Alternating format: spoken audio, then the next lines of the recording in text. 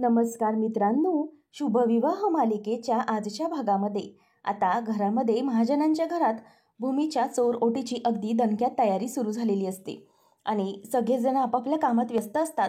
तर मानसी जिथे भूमीला चोरोटी भरवायला बसवायचं असतं तिथली सगळी सजावट करत असते आणि राजाराम काका हे आकाशकडून ऑफिसच्या संदर्भातल्या पेपर्सवर सह्या घेत असतात. आणि तेवढ्यातच आता तिथे मानसी सजवत असताना फळांचा वगैरे ताट घेऊन पौर्णिमा येते आणि म्हणते की हे घे. तेव्हा मानसी म्हणते की हे बघ, तिथे तिथे जागा आहे, तिथे ठेव ना, असं म्हणून ती तिला ठेवायला सांगते. आणि आजी पण तिथे येऊन बसते आणि बाजूला निलांबरी असते, परंतु तिच्या चेहऱ्यावर जराही काडीचं हसू नसतं. आणि पौर्णिमा ती ताटं तिथे ठेवते आणि मग आजी म्हणते की हे बघ, सगळी छान तयारी केलेली आहेस म्हणू, आता ना एक काम कर, तिच्या ना चोरोटीची सगळी साहित्य काढून ठेवली आहेस ना तू. तेव्हा मग मनू म्हणते की हो आजी, सगळं काही काढून ठेवलेलं आहे. ओटी, नारळाची ओटी, ब्लाऊज पीस, फळं वगैरे सगळं काही तयार केलेलं आहे आणि मिठाई वगैरे सगळं काही आणलं आहे, असं ती सांगत असते. परंतु आकाशचं लक्ष हे बाहेरच असतं. तेव्हा मग आता आजी म्हणते की बरं, सगळी तयारी केली आहेस ना व्यवस्थित, शाबाश. आता एक काम कर, ते सगळी छान तयारी करून ठेव. म्हणजे कसं आहे ना, सगळं भूमीला ओटी भरत असताना प्रसन्न वाटलं पाहिजे, छान वाटलं पाहिजे. आणि हो बरं, हे सगळं झालं ना, इकडचं आवरलं की पंचामृत तयार कर हां. तेव्हा मग आता हे ऐकल्यावर लगेच पौर्णिमा म्हणते की पंचामृत पंचामृत कशासाठी, म्हणजे हे काही देवीची वगैरे पूजा वगैरे आहे की काय पंचामृत वगैरे आणण्यासाठी. तेव्हा मग आता आजी म्हणते की काय हो निलंबरीताई, तुम्ही तुमच्या मुलीला काही शिकवलेलं दिसत नाही आहे. अगं, या पूजेमध्ये पंचामृत याच्यासाठी असतं की हा चौरोटी भरण्याचा कार्यक्रम आहे आणि त्या स्त्रीच्या पोटामध्ये एक अंश वाढत असतो आणि तिच्या पोटामध्ये हा अशा प्रकारचा अंश वाढत असताना त्याच्यामध्ये देवच वाढत असतो असं म्हणतात. कारण पोटामध्ये एक नवीन आकार घेत असतो आणि तो देवाचं रूप असतो. म्हणूनच त्यावेळेलाच पंचामृत वगैरे तयार केलं जातं, कारण एक देवाचंच रूप तिच्या पोटात वाढत असतं आणि तसंच आपल्या भूमीच्या पोटात वाढत आहे, म्हणून हे पंचामृत वगैरे असतं, असं आजी आता इथे फोड करून त्या पौर्णिमाला सांगते आणि ती गप्प बसते. आणि त्याच वेळेला आता आजी काहीच पुढे बोलत नाही आणि आकाश हे सगळं ऐकत असतो आणि म्हणतो की माझं लक्ष तर पूर्णपणे आता भूमीकडे आहे आणि आपली देवी कधी येते याचंच आपण वाट बघतोय. त्याच वेळेला आता इथे आजी हसायला लागते आणि आकाशकडे बघत असते. त्याच वेळेला आता सगळेजण हसत असतात आणि भूमी येते याची आकाश वाट पाहतोय हे पाहून त्यांना सगळ्यांना हसायला येत असतं. त्यानंतर आता राजा काका म्हणतात की येईल रे, भूमी येईल, ती तयारच होत असेल ना. तेव्हा मग आता आजी म्हणते की आकाश, तू तर ना नुसता फाजील आहेस, फाजील. नंतर मग आकाश म्हणतो की आजी, अगं त्या पंचामृताच्या जागी पेस्ट्री चालेल का. तेव्हा ती म्हणते की पेस्ट्री, हे काय आहे म्हणजे पेस्ट्री. आकाश, हल्ली ना नुसता तुझा फाजीलपणा चालला आहे आणि काहीतरी फाजीलपणा झाला आहे असं वाटतंय. तेव्हा मग सगळेजण हसायला लागतात. तेव्हा मग राजा काका म्हणतात की हो आई, बरोबर बोलताय तुम्ही, फाजीलपणाच चालला आहे आणि हा फाजीलपणा काहीतरी घडला आहे हे ऐकण्यासाठीच, ऐकून एवढंच पुरेसं कारण आहे आम्हाला हसण्यासाठी. तेव्हा मग अथर्व म्हणतो की हो हो, हे अगदी बरोबर आहे. आणि नंतर मग आता आकाशचं पूर्ण लक्ष हे बाहेरच असतं आणि तेव्हा मनू जाते आणि बाकीची तयारी करत असते. त्याच वेळेला आकाश हा तिथे विचार करतच बसलेला असतो आणि त्याचं लक्ष कशातच नसतं. भूमी कधी येते याच्याकडेच तो बघत बसलेला असतो. त्याच वेळेला आता इथे अथर्व म्हणतो की बाबा, अहो आकाशकडून व्यवस्थित सगळ्या सह्या करून घ्या, नाहीतर त्याचं लक्ष दुसरीकडेच असायचं, सारखं सारखं त्याचं लक्ष किचनमध्ये. तेव्हा मग आता राजा काका म्हणतो की हो हो, मी सगळ्या पेपरवर सह्या करून घेतोय. आणि मग आकाश म्हणतो की ऐकलंस का, मला तुझा टोमणा कळला अथर्व, मी सगळ्या पेपर्सवर सह्या करतोय बरं का, आणि अगदी लक्ष देऊन करतोय बघ, राजा काकाला विचार, असं तो म्हणतो.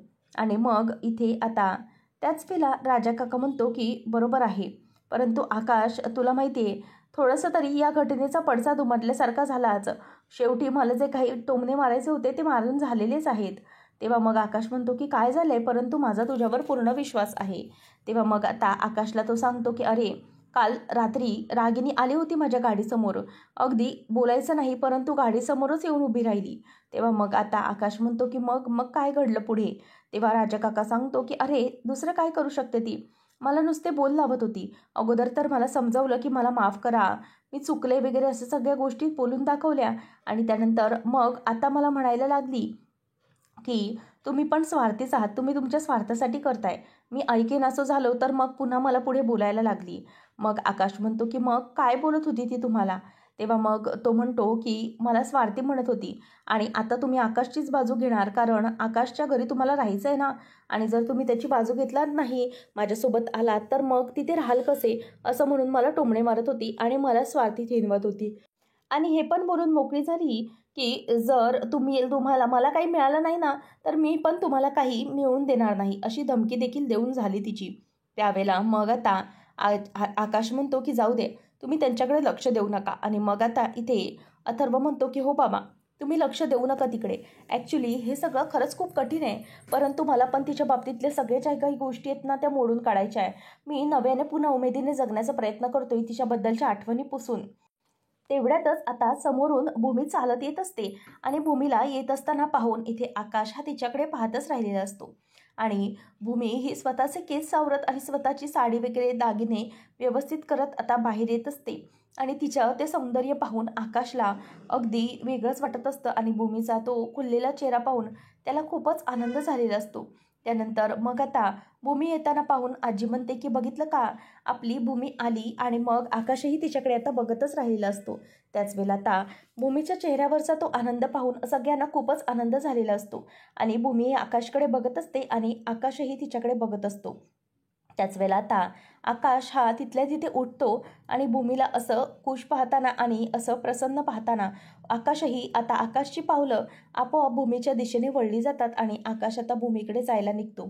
त्याच वेळेला आकाश आता तिच्याकडे जात असताना आकाश हसत बघत असतो. आणि मग ते सगळं बघत असताना भूमीलाही अगदी लाजायला झालेलं असतं, कारण आकाश हा सर्वांसमोर अगदी भूमीकडे एकटक बघत असतो. ते पाहून सगळेजण आता शांत बसलेले असतात. त्यानंतर आपल्याला पाहायला मिळतं की इकडे आकाश म्हणत असतो की काय मग भूमी, आणि मग तो तिच्याकडे हसत बघतो आणि भूमी लाजत असते. नंतर आता भूमी म्हणते की आकाश, काय झालंय, तू माझ्याकडे असा का बघत आहेस? त्याच वेळेला आता आकाश म्हणतो की भूमी, अगं तुझं आजचं जे काही सौंदर्य आहे ना, ते इतर दिवशींपेक्षा खूपच सुंदर दिसतंय. तू आतापर्यंत इतकी सुंदर कधीच दिसली नव्हतीस जी आज दिसतीयेस. असं आता आकाश हा भूमीकडे पाहून कौतुक करू लागतो. त्याच वेळेला आता आजी म्हणते, आकाश अरे असंच होणार, कारण कसं आहे ना, इतर दिवसांपेक्षा ज्या वेळेला बाई गरोदर असते आणि त्यावेळेला गरोदर असताना बाईच्या चेहऱ्यावरचं ते तेज असतं, ते खूपच निखारून आलेलं असतं. आणि जे तेज ते कधीही न ढळण्यासारखं असतं, कारण प्रेग्नेन्सीमध्ये बाईच्या चेहऱ्यावर आनंद अगदीच असतो आणि तिच्या पोटामध्ये नवीन जीव जन्म घेत असतो आणि निर्माण होत असतो. म्हणूनच मग यावेळेला ती बाई अत्याधिक सुंदर दिसते, जी कधीच दिसलेली नसते. असं सगळं आता इथे आजी ही बोलत असते आणि आकाश अगदी हसतच भूमीकडे बघत असतो. आणि मग भूमीला ती म्हणते की खरंच भूमी, खरंच खूप सुंदर दिसत आहेस तू. आणि प्रत्येकजण इथे भूमीचं कौतुक करत असतं. आणि आजी म्हणते की भूमी बाळा, ये व्यवस्थित या पाटावर बस, तुझी आता चोर ओटी भरायची आहे. म्हणूनच आता निलांबरीला ओटी भरायला म्हणून ती उठायला सांगते. त्याच वेळेला आता आकाश म्हणतो की 1 मिनिट जरा थांबा, आणि तो निलांबरीला तिथल्या तिथे थांबवतो. नंतर मग सगळेजण आता आकाशकडे बघतच राहतात. आकाश म्हणतो की काय ना, माझ्या बायकोची ही चोर ओटी भरणं म्हणजे तिच्यासाठी खूप आनंदाचा वेळ आहे. आणि ही चोर ओटी भरली जाताना पोटातल्या बाळाचंही सोपस्कार झाल्यासारखे आहेत, म्हणजे ते बाळही आनंदी राहिलं पाहिजे. त्यामुळेच ही ओटी जी व्यक्ती जे भरतंय तो अगदी आनंदात राहिला पाहिजे. आणि जी व्यक्ती ही ओटी भरते ना, ती स्वतःच मनाने अगदी निर्मळ आणि स्वच्छ असली पाहिजे. आणि हा क्षण अगदी आनंदाने ती व्यक्ती एन्जॉय करणारी असली पाहिजे, ना की फक्त बळजबरी आणि जुलमाचा रामराम म्हणून ही ओटी त्या व्यक्तीने भरली पाहिजे. म्हणूनच मला असं वाटतंय की ही चोर ओटी आईच्या चेहऱ्यावर तर वाटत नाही आहे की तेज, किंवा आईलाही तिची आई म्हणून या नात्याने तुम्ही ही आनंदाने ओटी भरत नाही आहे असंच मला दिसतंय. म्हणून मला असं वाटतंय की ही ओटी तुम्ही भरू नये. त्याच वेळेला आता इथे निलांबरीचा अपमानच होतो आणि ती त्याच्याकडे रागाने बघत असते. आणि भूमीलाही आकाशचं हे बोलणं अगदी मनापासून पटलेलं असतं. नंतर मग आकाश म्हणतो की मला असं वाटतंय ही ओटी त्या व्यक्तीने भरावी, जी व्यक्ती भूमीच्या या गरोदरपणाबद्दल खूप आनंदात असेल आणि तिच्या गोष्टी सगळ्या अगदी मायेने करत असेल, अशाच व्यक्तीने ही ओटी भरावी, असं आता इथे आकाश म्हणतो. त्याच वेळेला मग आता आकाश म्हणतो की भूमी, हा मान आपण मानसीला दिला पाहिजे, कारण मानसी तुझं जे सगळं काही करते ते अगदी आनंदाने करते आणि तुझी जी ओटी आहे ती पण अगदी आनंदाने ती भरेल. म्हणूनच ही ओटी आपण तिला भरायला दिली पाहिजे असं मला वाटतंय, असं आता इथे आकाश म्हणत असतो. आणि तुम्ही अगदी बळजबरीने ओटी भरताय आणि ही ओटी भरायला तुम्ही तयार झालात कारण मी अभिजित आणि पौर्णिमाला घराबाहेर काढण्याची धमकी दिली म्हणूनच तुम्ही त्या धमकीमुळे किंवा कुठलाही जुलमाचा राम राम म्हणून ही ओटी भरू नये असं मला वाटतं. त्यासाठी ही व्यक्ती जी ओटी भरेल ती व्यक्तीने अगदी मनापासून ही ओटी भरली पाहिजे. म्हणूनच आता तुम्ही ही ओटी भरू नका असं सगळं ती आता म्हणत असतो. आणि त्याच वेळेला रागिनी म्हणते की जर ओटी भरायचीच नव्हती तर मग इथे बोलवायचं तरी कशाला होतं ना. तेव्हा मग आकाश म्हणतो की हो, तेव्हा मी तुम्हाला बोलवलं कारण ही प्रथा आहे आईने ओटी भरण्याची, म्हणूनच तुम्हाला आम्ही रीतसर सांगण्यासाठी म्हणून आलो. परंतु तुम्हाला तो मान घ्यायचाच नाही आहे, म्हणजे मनापासून घ्यायचा नाही आहे. मग उगीचच कशाला ना तुम्ही हे सगळं करताय. त्याच्यासाठी आता जाऊ दे, आता तुम्ही ही ओटी वगैरे भरू नका असं सगळं आता इथे तो म्हणतो. आणि त्यानंतर मग आता इथे जेव्हा आकाश असं बोलून दाखवतो त्याच वेळेला इथे आता मानसीला आकाश म्हणतो की मानसी ये, तुला हा मान मी देतोय कारण भूमीच्यासाठी तू आनंदाने हे सगळं करशील मला माहिती आहे. म्हणूनच आता इथे असं म्हटल्यानंतर भूमी ही खुश होते आणि मनूच्याही डोळ्यात पाणी आलेलं असतं. अथर्व तिला पुढे हो असं खुणावतो आणि त्यानंतर मग आता ती स्वतःच्या आईकडे हळदी कुंकवाचा करंडा मागते. त्यावेळेला आता इथे अगदी रागानेच तिच्याकडे निलांबरी बघत असते आणि तिच्या हातामध्ये ती आता तो कुंकवाचा करंडा देते. त्याच वेळेला आकाशही हे बघून खूपच आनंदित झालेला असतो. नंतर आता इथे तिच्या समोर तिला हळदी कुंकू लावते आणि रागिनी तिथे नसते म्हणून आता सगळ्यांचा आनंद आणखीनच द्विगुणित झालेला असतो. इतक्या दिवसानंतर घरामध्ये अगदी आनंदाचं आणि सेलिब्रेशनचं वातावरण असतं.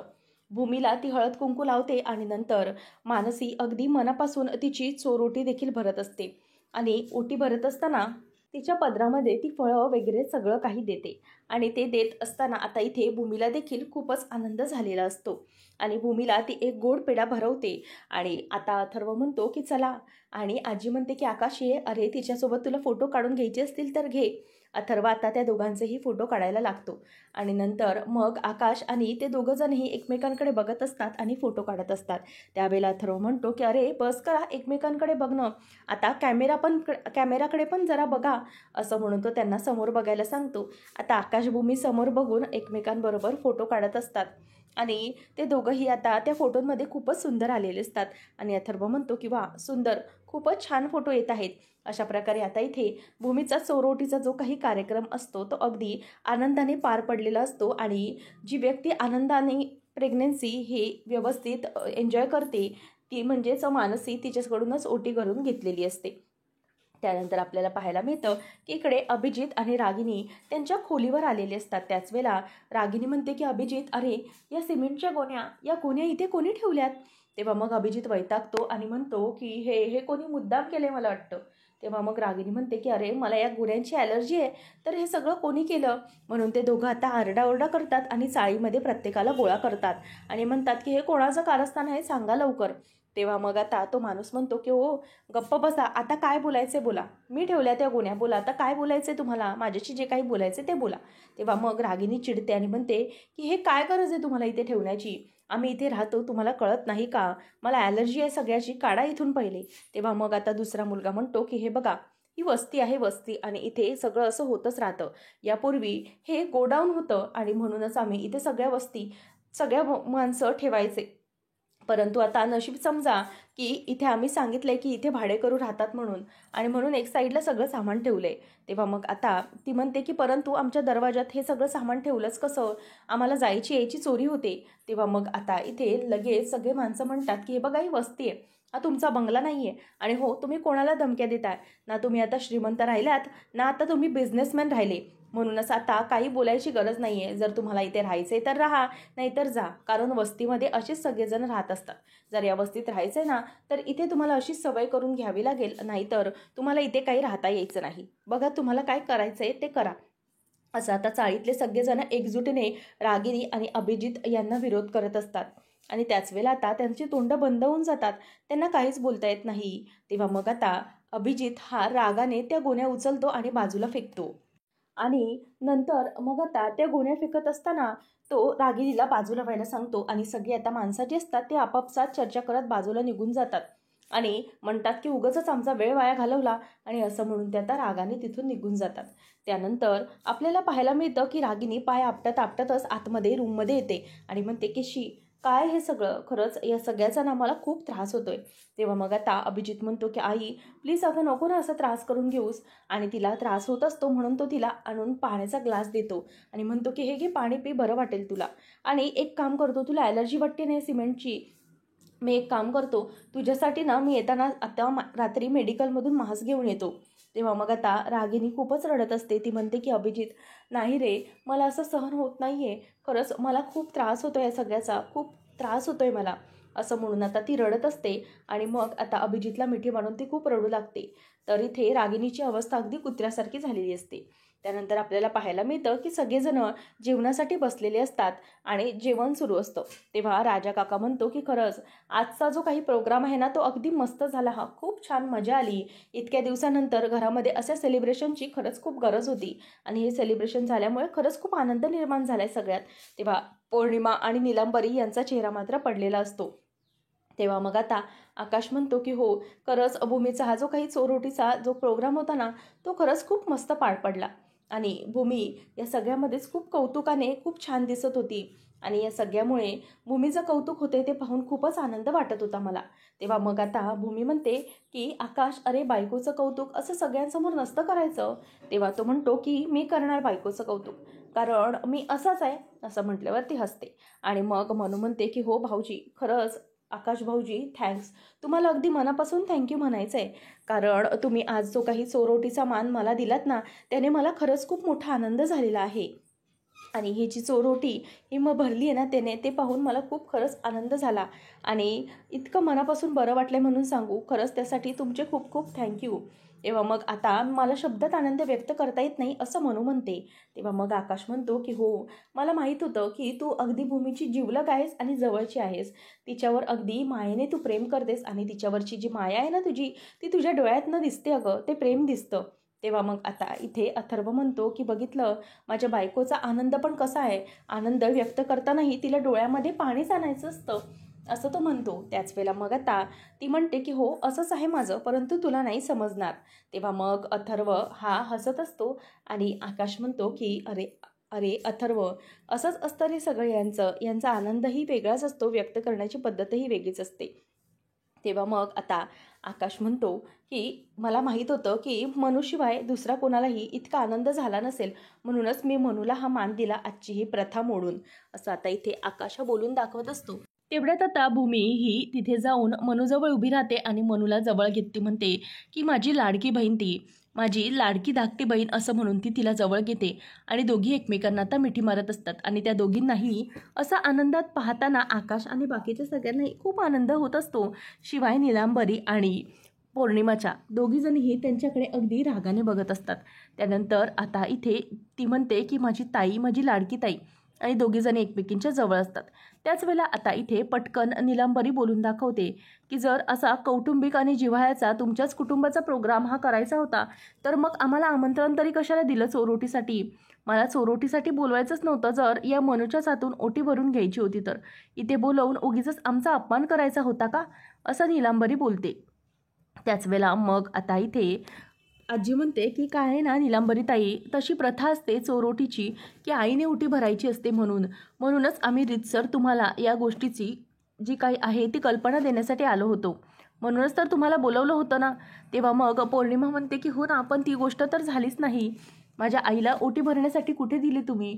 त्याच्यापेक्षा जास्त तुम्ही ओटीचा मान दुसऱ्या व्यक्तीला दिलात ना, म्हणूनच मी तुम्हाला बोलून दाखवते की दुसऱ्या व्यक्तीला तुम्ही हा सगळा मान दिला, म्हणजे ताईला हा कोणत्याही प्रकारचा मान तुम्ही दिलेलाच नाही, असं ती बोलून दाखवते. त्याच वेळेला मग आता पौर्णिमा म्हणते की जर अपमान करायचा होता तर बोलवायचंच नव्हतं. मग आता आकाश म्हणतो की हे बघ पौर्णिमा, तू चुकतेस, कसं आहे ना, तू आणि अभिजित यांना घराबाहेर काढणार याची धमकी दिल्यामुळे या अगदी बळजबरीने इकडे आल्यासारख्या आल्या, आणि मी आल्यापासून त्यांच्या चेहऱ्यावर बघितलं की त्यांच्या चेहऱ्यावर कोणत्याही प्रकारचा आनंद नव्हता. आणि जर एखादी व्यक्ती आनंदाने हे सगळं करायला तयार नसेल तर उगीचच आपण तो मान तिथे कशाला द्यायचा? तेव्हा मग आता इथे त्यांचं तोंड बंद होऊन जातं. त्यावर निलांबरी म्हणते की हो, तुम्ही आम्हाला रीतसर मागणी द्यायला आला होतात, परंतु तुम्हाला जे काही बोलायचं आहे ना आकाश आकाशराव, ते तुम्ही सरळ सरळ बोला ना, उगीचच अडून अडून कशाला बोलत आहात? त्याच वेळेला मग आता इथे आकाश म्हणतो की हो, मी तुमच्या तोंडासमोरच बोलतोय. जे काही बोलायचं आहे ते तुमच्या समोरच बोललोय ना, तुमच्या मागून तर मी काही अजून बोललेलोच नाहीये. असं आता इथे आकाश हा तिला सरळ टोमणा मारतो आणि मग इथे आता भूमी ही आकाशला शांत राहा असं खुणावत असते. तर पुढच्या भागामध्ये आपण पाहणार आहोत की अभिजित आलेला असतो आणि म्हणतो की वाह, सगळं घरामध्ये सेलिब्रेशन सुरू आहे. नाही म्हणजे गेले काही दिवस घरामध्ये इतक्या विचित्र घटना घडत आहेत तरीही घरामध्ये सेलिब्रेशन सुरू आहे. त्याच वेळेला आता इथे भूमी म्हणत असते की काय ना, घरामध्ये जे काही सण किंवा काही गोष्टी साजरे होतात ना, त्या जुन्या गोष्टी पुसण्यासाठी आणि नवीन रिस्टार्ट करण्यासाठीच, म्हणजे रिफ्रेशमेंट करण्यासाठीच आयुष्याचे असतात. आणि हो, हे सगळे घरात आता सण साजरे होणार आणि उद्याचा जो काही संक्रांतीचा सण आहे ना, तोही घरात साजरा होणार आहे असं भूमी म्हणते. आणि अभिजित हा जेवणाचं ताट वाढून घेत असताना तो आणखी एक एक्स्ट्रा ताट वाढतो. त्यावेळेला मग सगळेजण विचारतात की हे ताट कोणासाठी? तेव्हा अभिजित म्हणतो की माझ्या आईसाठी. माझी आई या घरात पुन्हा येणे हा माझा विश्वास आहे. तेव्हा मग आता आकाश म्हणतो की एक गोष्ट लक्षात ठेव अभिजित, तुझी आई या घरामध्ये पुन्हा येणार नाही, मी तिला येऊच देणार नाही. आणि इथे बसून जेवणाची गोष्ट तर दूर, तिला या घरामध्ये मी पाऊल पण ठेवून देणार नाही, असं आकाश आता इथे अभिजितला बजावतो. आता यानंतर आकाशने अशा प्रकारची धमकी दिल्यानंतर अभिजित नेमकं काय करणार? आणि जेव्हा आकाश अशी धमकी अभिजितला देतो तेव्हा भूमीला खूपच आनंद झालेला असतो, कारण काही करून भूमीला देखील रागिणीला पुन्हा एकदा या घरामध्ये आणायचं नसतं. घरातलं वातावरण अगदी आनंददायी असतं, परंतु पुन्हा एकदा रागिणीला या घरामध्ये आणून तिला घराच्या सुखामध्ये मिठाचा खडा अजिबात टाकायचा नसतो. म्हणून भूमी तशाच प्रकारे तयार असते आणि तिला काही करून या सगळ्या गोष्टींपासून लांबच राहायचं असतं. आणि मग आता आकाश आणि भूमी मिळून हे सगळं कसं करतील हे पाहणं रंजक ठरेल. अशाच अपडेट्ससाठी चॅनलला सबस्क्राईब करा.